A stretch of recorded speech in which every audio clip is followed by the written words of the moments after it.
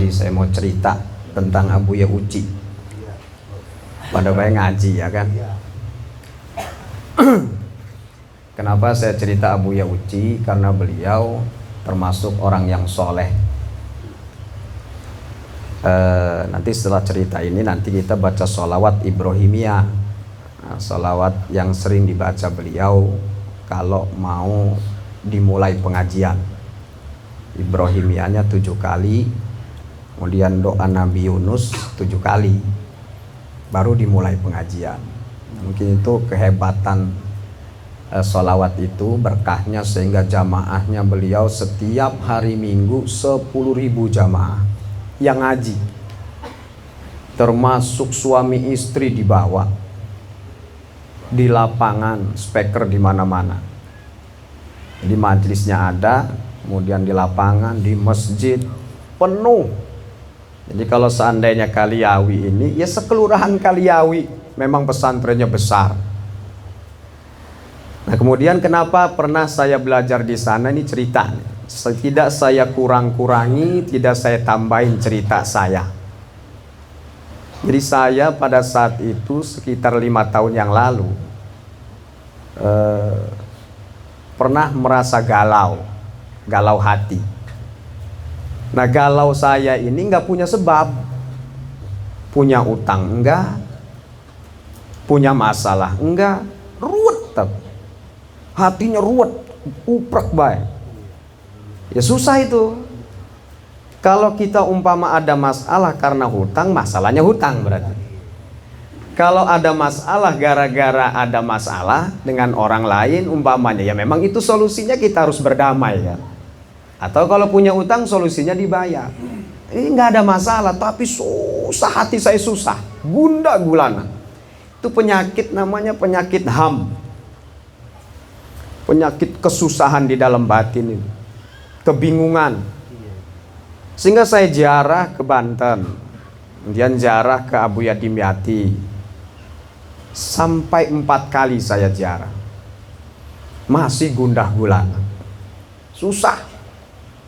Pulang nggak ada hasil lagi, masih susah. Ini nggak saya kurang-kurangin, ini cerita nggak saya tambahin. Ini latar belakang ya. Saya anggap pengalaman spiritual. Kemudian saya menceritakan guru Abuya Uci, beliau orang soleh. Kalau menceritakan kebaikan orang yang soleh, maka akan turun rahmat di tempat itu. Keempat kali saya ziarah sama Mas Hudi, jamaah kita juga. Wandi ikut nggak itu Mas? Wandi ikut, Wandi. Yang keempat itu saya ziarah, kemudian 2 orang kawan saya, Mas Hudi dan Wandi, turun, saya sendirian di makam Abuya Dimyati, Cidahu. Ya kan namanya lagi bingung. Perengen si Buya kuburan tak ajak ngomong.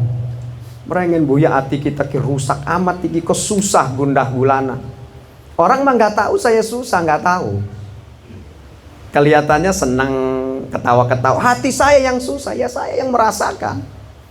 Sampai Abuya metusi, amun metuk kita ki orang Melayu, arep ngobrol. Sampai begitu, ini namanya lagi gila. Gila tapi orang nggak tahu saya gila, gila hati. Kemudian tak tonggone remet-remet tuh, baru sadar kita, ya begong meninggal jadi kongkon tangi. Ini kuburan. Kemudian saya turun, saya tidur. Mas Hudi sudah tidur tuh di musola. Kalau pernah ziarah ke Cidahu, ada musola di bawah. Kemudian saya tidur, Mas Hudi sudah tidur. Jadi baru saya tidur, ya tidur bukan nggak sadar, tidur. Nggak lama Abuya datang, Abuya Dimyati dalam mimpi berarti.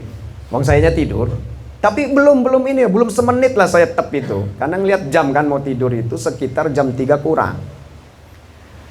Begitu datang beliau, saya dimarahin dalam mimpi, entah benar entah enggak, pokoknya mimpi. Goblok dia, ngomong Sunda, boloon dia. Cepet kamu ke si Uci, bahasanya gitu.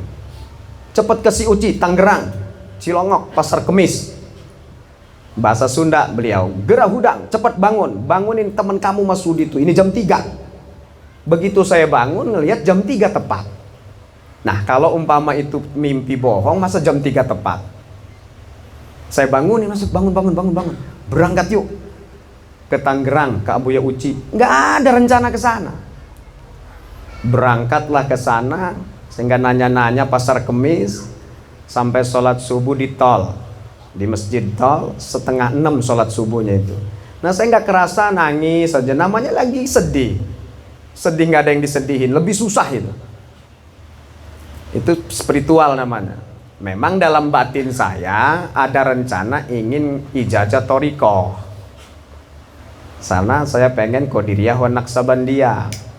Tapi saya ini mau mencari guru yang benar, yang sanadnya sampai ke Rasulullah. Susah itu, sulit. Kemudian sholat subuh yang imamin Mas Sudi, bukan saya. Saya nggak bisa baca Fatihah karena posisi lagi gundah, batal nanti. Mas Sudi yang imam, berangkat lagi Pasar Kemis. Begitu sampai ke Pasar Kemis, sampai ke Cilongo, baru nyampe gerbang Abuya Uci, saya seperti masuk ke dalam mall. Yang tadinya panas dingin, blek, seperti masuk dalam mall. Dan saya yang merasakan, saya nggak cerita. Kan baru ini saya cerita, karena beliau meninggal. Adem tuh, hilang sedihnya tuh, kok gembira saya di situ. Gembira, seneng, aneh. Hebat amat nih Abuya Uci, di mana orangnya? Kita tunggu itu. Jam 8 baru ngaji. Beliau baru nongol. Itu jamaah puluhan ribu.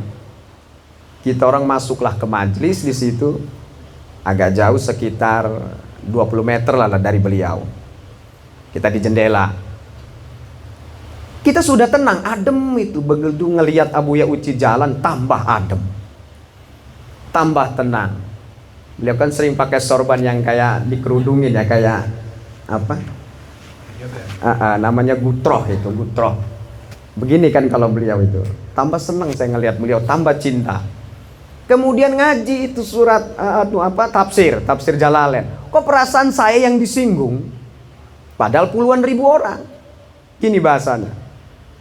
Ulah pusing, ulah neangan guru torekoh. Saya ingat bahasa beliau. Lamun neangan guru torekoh torekohan. Engkege guru torekoh mah datang sorangan. Ya Allah, kok ke saya ini? Tapi saya belum pede, apa ya ke saya? Tahu cuma 10.000 jumlahnya kan? GR amat saya ini. Tapi bahasa itu numbur hati saya, banyaklah saya lupa. Jangan torekohan, nanti juga datang sendiri gurunya. Itu baru toreko asli. Pokoknya menyinggung saya lah. Saya tetap belum pede. Kemudian selesai jam 10, ngaji lagi di rumah beliau. Kitabnya Bukhari dengan kitab Maimuniyah. Ngaji lagi. Kesinggung juga tetap. Oh, berarti ke kita ini mah. Kesinggung apa? Dijual tuh batu cincin tuh, jangan dielus-elus aja katanya. Kita kan lagi musim batu itu. Itu kan 2015 ya. Musim batu itu. Dijual untuk belajar di sini. Dia tahu kita nggak punya duit. Nggak ada duit untuk berangkat ke sana, itu jutaan itu 1 minggu itu. Mobil, kapal, makan ya kan. Habis batu saya jual. Ya batu dari dikasih juga kan musim batu tuh. Batunya bagus-bagus, ada yang saya jual 1 juta, ada yang saya jual 1,5 juta. Bahkan pernah dibeli orang 5 juta pernah. Batu itu, batu apa sih dulu mah Aceh, Kasedoni itu ya. Jual habis, Mas Sudi juga habis batunya, hanya batu mas kawin yang nggak dijual sama Mas Sudi. Berangkat ke sana. Kemudian saya nanya sama santrinya yang gondrong, yang sering ngaji di situ, entah santri di situ atau dia juga di kampung orang gitu ya, di kampung lain, kemudian datang ngaji gitu. Gondrong rambutnya. Saya tanya, Mang, boleh nggak ngasih amplop ke Abuya? Ya boleh. Tapi nanti disortir sama beliau. Sortir gimana? Saya bilang, disortir pokoknya mah. Terus saya paham bahwa yang haram pasti ditolak maksudnya. Kebenaran saya ini ada duit haram. Sebenarnya nggak haram pasti ya, artinya subhat lah. Yang ngasih ke saya ini orangnya nggak beres lah. Dan saya tahu gitu. Tapi berkeyakinan saya husnudzon aja. Tapi coba dites nih, benar-benar haram nggak duit ini. Kebetulan belum saya pakai itu, ada 400.000 kalau nggak salah. Saya amplopin. Salaman tuh selesai ngaji di rumah beliau itu. Ini ngaji yang kedua ini, khusus para santri yang nyoret kitab. Kalau yang pertama jam 8 itu jamaah umum. Seperti malam Jumat ini kan umum. Kemudian salaman, saya duluan salaman, di belakang saya Mas Hudi, Wandi. Begitu saya salaman, duit saya dibuang, amplop saya itu. Beliau ngomong, ya Karim, ya Karim, ya Karim, dibuang uang saya. Wih, benar berarti haram duit itu. Malu saya, malu. Awal tuh malu saya sama dia, ya Allah ketahuan benar hebat ini Abuya ini, saya bilang. Kemudian kata saya mundur, malu aja pokoknya, saya perasaan malu. Cuman ada PD, berarti hebat ini, nggak salah ini guru. Saya nggak ngomong kan, itu ngamplopin. Punya Mas Sudi diterima, taruh di gamis dia itu. Plek semua, ada juga 4-3 orang lah. Antara 3-4 orang ditolak ada. Ya Karim, ya Karim, ya Karim, dibuang. Dipegang tapi dibuang. Itu katanya sih mah diambil santrinya, nanti dibeliin kayu katanya. Tapi nggak tahu saya. Kemudian saya pulang sama Mas Sudi, pulang udah seneng lah, hilang itu gundah gulana tuh, hilang nggak ada takut, nggak ada apa, pokoknya hilang, gembira yang ada. Sampailah di rumah, di perjalanan juga ngobrol sama kawan-kawan, sampai kata Mas Sudi, gimana ngaji lagi nggak Sabtu depan, gimana takdir? Saya jawab begitu, gimana takdir aja coba. Saya punya prinsip di hati saya, kalau memang dia bakal jadi guru spiritual saya, pasti saya kembali. Dah tuh terus tuh. Senin, Selasa, Rabu, entah Kamis, entah Jumat itu saya mimpi didatengin beliau, disuruh ngaji. Datang ke Cilongok, baru lu mantep hatinya. Saya tunggu gitu. Mimpinya sih kebanjiran mimpinya. Artinya musibah lah, banjir bandang. Semua hancur, entah itu di mana saya juga nggak tahu. Tiba-tiba saya ditolong beliau. Ditarik beliau. Pokoknya itu bencana lah, petir segala macam. Beliau lah yang nolong saya. Kemudian disuruh datang ke Cilongok. Baru lu hebat ya. Akhirnya saya ngebel Mas Sudi, berangkat hari Sabtu. Berangkat lagi ke sana. Itu tahunan tuh, per minggu itu saya berangkat itu. Tiap Sabtu berangkat, tiap Sabtu berangkat. Jumat sore berangkat. Jumat sore berangkat, Jumat sore berangkat. Sampailah akhirnya rasa tenang, dan saya dapat dari situ, diantaranya datanglah cucu Syekh Abdul Qadir Al-Jailani yang ke-22 yang bernama Syekh Fadil Al-Jailani di Turki.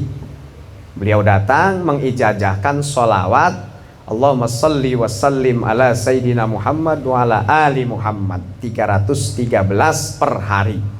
Beliau mengijazahkan itu dan mengijazahkan kitab sebanyak 58 kitab karangan Syekh Abdul Qadir Al-Jailani, dan kami dapat, tapi kitabnya belum datang.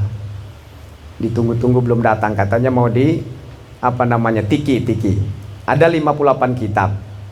Pokoknya karangan Syekh Abdul Qadir sampai tentang tafsirnya juga ada, yang ditemukan oleh cucunya Syekh Fadil Al-Jailani, keturunan yang ke-22. Singkat cerita, luar biasalah Abuya Uji. Saya tenang, kemudian saya diperintahkan gak usah cari guru torekoh, nanti guru torekohnya datang sendiri. Nah saya juga bingung itu mengartikannya. Apakah datang sendiri itu nanti dia datang? Karena nggak mungkin kan guru ngedatengin murid, kan nggak mungkin. Pokoknya nanti datang, nggak usah pusing mencari-cari, nanti datang kata dia, datang sendiri. Berarti kapanpun waktunya saya pasti bertemu dengan guru torekoh itu. Itu di salah satu karomah beliau ya. Artinya beliau tahu tentang isi hati saya yang gundah gulana. Itu tentang beliau, kehebatannya. Dan saya masuk ke gerbang itu di Cilongok itu, saya kayak masuk mall. Blek, tenang, adem itu hati, hilang gundah gulana. Yang ada ngopi di situ bareng. Anak tukang kopi nih kan Giana. Wong 10.000, wong sing dagang kopi manana bae. Akhirnya tempat itu sampai dicup kor kita wong. Per minggu pokoknya kita wong ning kene. Kemudian banyak juga yang ikut selain Mas Rudi, Saleh pernah ikut, kemudian Pendi orang Kemiling ikut, rame lah rame. Itu yang seterusnya, yang selanjutnya. Sampai akhirnya saya merasa tenang dan saya nggak kesana lagi. Sampai meninggal dunia saya belum pernah ketemu lagi. Makanya sedih kemarin meninggal dunia. Rencana mah ada kesana, berhubung ya waktu Covid lagi kan. Meninggal duluan beliau. Makanya sedih ngelihat beliau meninggal tanpa sakit. Kemudian beliau malamnya ngajar. Kemudian sebelumnya juga beliau ngomong, wis ruwet urip ning dunia, negara acak-acakan, wis kita mah pengen balik. Balik beneran coba. Kalau bukan wali gimana coba? Kalau saya mengatakan dia bukan wali, tapi kalau saya mengatakan beliau wali, saya bukan wali. Takut salah. Mudah-mudahan wali saja beliau, karena memang saking cintanya beliau kepada Allah. Karena dia nggak ada urusan dengan urusan dunia, nggak ada, ngaji aja ngaji. Nggak ada dia urusan sibuk dengan pemerintah, nggak. Bahkan dulu kisahnya beliau di bel presiden SBY, dia nggak mau datang, disuruh ke istana, nggak mau. Tetap dia ada di pondok. Hebatnya beliau. Coba kita lamun di bel gubernur, waduh, empot-empotan langsung berangkat. Beliau enggak coba. Artinya tidak tertarik dengan begitu-begituan. Ngaji aja ngaji beliau. Ngajar aja. Maka pantas beliau itu disebut pakunya Banten. Abuya Uci Turtusi bin Abuya Dimyati Cilongo. Kemudian beliau itu tegas ya, dalam hukum tegas dia, nggak goyang. Kata dia haram, haram. Nggak ada kata dia haram kemudian ada intimidasi halal, kemudian belok dia halal. Nggak, haram ya haram, halal ya halal. Berani pokoknya beliau. Nggak ada tedeng aling-aling. Ya karena sudah mantep hatinya ke Allah. Sudah nggak mikirin yang lain-lain. Itu hebatnya Abuya Uci. Masih muda umurnya kan, beliau 57 nih meninggal. Umurnya 57 tahun. Masih muda. Cuman ilmunya luar biasa memang. Ya memang turunan kiai ya, turunan Sultan Banten, turunan Syarif Hidayatullah Cirebon. Memang turunan wali. Turunan Raja Banten, turunan Raja Cirebon. Wajarlah beliau orang besar. Nah alhamdulillah saya pernah ketemu, saya pernah ngaji, artinya mudah-mudahan keberkahan beliau melimpah kepada kita semua. Orang-orang lain kan belum tentu ke sana ngaji, hanya silaturahmi. Kalau saya ngaji, nuntut ilmu, tafsir Maimunah, Bukhari Muslim. Kemudian ya insya Allah ittisal lah sanadnya dari beliau sampai ke guru-gurunya, sampai ke Rasulullah Sallallahu Alaihi Wasallam. Nah kemudian keberkahan, walaupun yang belum pernah melihat Abuya Uci umpamanya hanya di Facebook atau di YouTube, ya lihat aja wajah Mas Rudi atau wajahnya Saleh, karena beliau melihat Abuya Uci masih dapat keberkahan. Seperti Syekh Abdul Qadir ya. Kebaikanlah orang yang melihat, orang itu melihat Syekh Abdul Qadir sampai 70 periode. Jadi umpamanya Zaid melihat Syekh Abdul Qadir, kemudian Umar melihat Zaid. Keberkahan tuh Umar tuh melihat Zaid, yang Zaid itu melihat Syekh Abdul Qadir. Kemudian Umar dilihat lagi sama Ahmad, Ahmad dapat keberkahan melihat si Umar, yang Umar tuh melihat Zaid, yang Zaidnya melihat si Abdul Qadir sampai 70 periode. Nah kalau kita kiaskan keberkahan bagi orang yang melihat ulama besar Abuya Uci Cilongo, dan keberkahan bagi orang yang melihat orang yang pernah melihat ulama besar tadi. Pandangi berai Saleh delengi bae, cium tangannya karena pernah nyium tangan Abuya Uci. Itu keberkahan berantai. Itulah hebatnya ulama dari NU. Jadi tasalsul ya, terus saja berantai dari Allah, Jibril, Rasul, ulama-ulama terus sampai ke kita. Itu hebatnya ulama NU. Di luar NU belum tentu. Sanad keilmuannya ada, catatannya ada. Jadi kalau saya yang ke-36 sanad keilmuan, berarti kalau saya lempar ke santri ke-37, ke jamaah yang ke-37 dari siapa? Dari Rasulullah SAW. Saya guru ada di depan tuh, di ruang tamu itu, sampai ke Rasul, Jibril, Allah Subhanahu wa Ta'ala.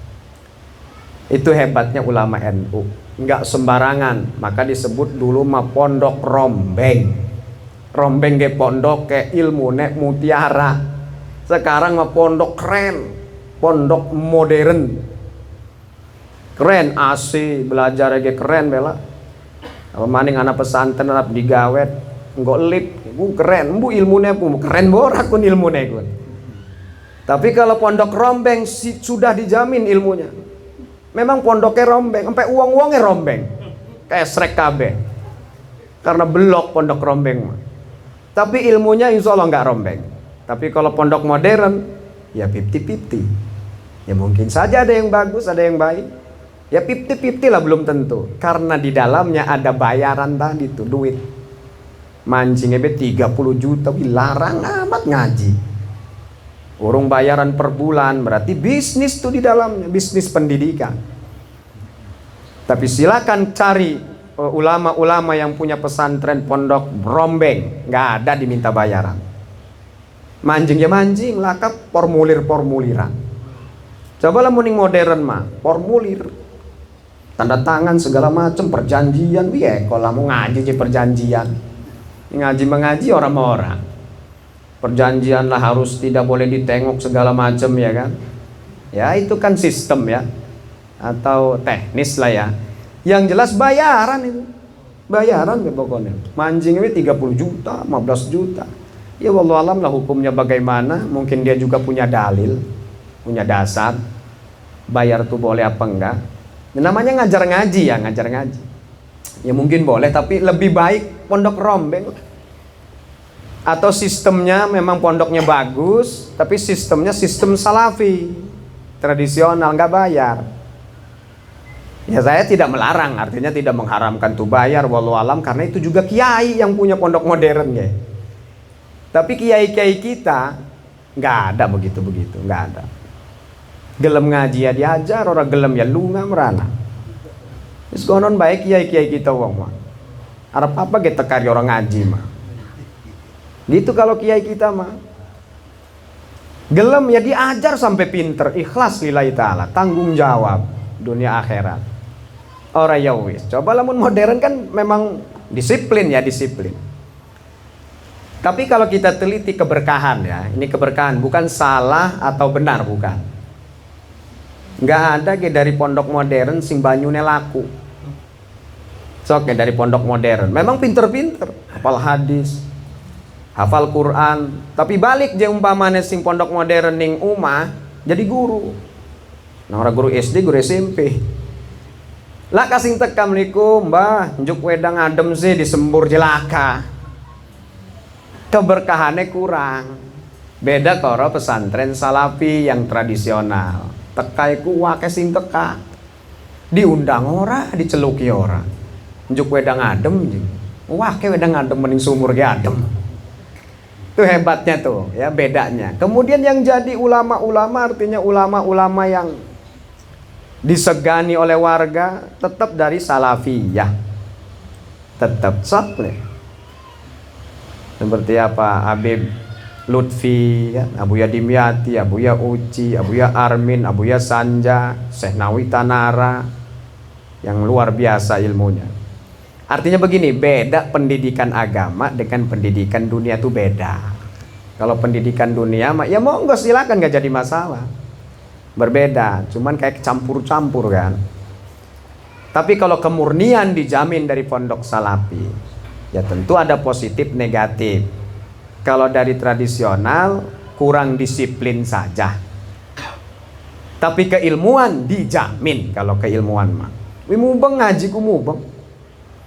Ngapali amil, ngapali jurmiyah, wis ku ngapal sorop, duit kurang, mangan koro cengek coba ge.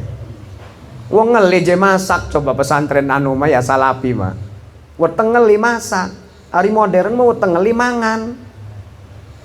Utang ke ngeli ki, mangan langsung ke modern mah, wong disiapi. Tapi kalau tradisional, wong ngeli je masak. Lesuwe rong jaman kan masakku. Terus enteng dingin iki ngeli wareg dinginan. Artinya susahnya luar biasa kalau pondok pesantren tradisional.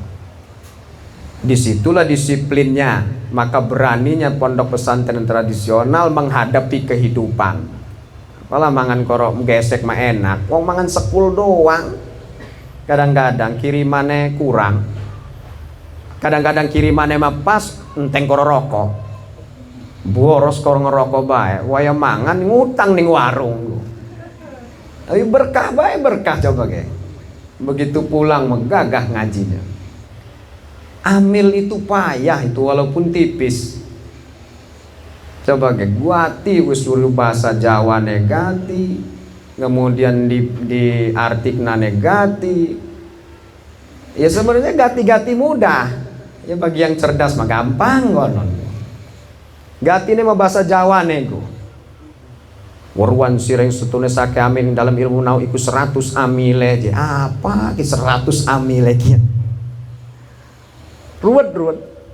Kemudian doroba Zaidun Amron wis ngegebuk sapa ki Zaid ingki Umar je. Zaid wis ngegebuk ning ki Umar. Kadang-kadang mah sampai gondang lelagaan Zaid ngegebuk Umar orang ngelawan. Ini namanya santri. Zaid mah tukang ngamuk, Umar memenang bae bloon. Ngekek gitu wong ya kan. Ini namanya santri. Setelah ngerti mau itu tuh bahasa sastra Arab. Ya grammar, bukan sastranya, grammar Arab. Ada susunan kata kerja, subjek, objek, dan kata keterangan. Nah itulah hebatnya Abu Ya'uji. Saya cerita Abu Ya'uji ya. Nah setelah ini nanti kita baca sholawat yang disukai oleh beliau, yaitu sholawat Ibrahimiyah 7 kali nanti kita baca. Kemudian baca doa Nabi Yunus, la ilaha illa anta itu, subhanaka inni kuntu minaz zalimin, 7 kali juga itu. Mudah-mudahan berkah beliau, sekalipun beliau meninggal, keberkahannya mengalir kepada kita semua. Terutama beliau, keluarganya diberi kesabaran oleh Allah Subhanahu wa taala, dan semoga keluarganya ada yang menggantikan beliau. Amin ya rabbal alamin. Nanti setelah salawatan, setelah makan kita salam-salaman halal bihalal. Pertama saya terlebih dahulu, saya beserta seluruh keluarga mohon maaf yang sebesar-besarnya lahir maupun batin karena mau menghadapi ibadah puasa di bulan Ramadan.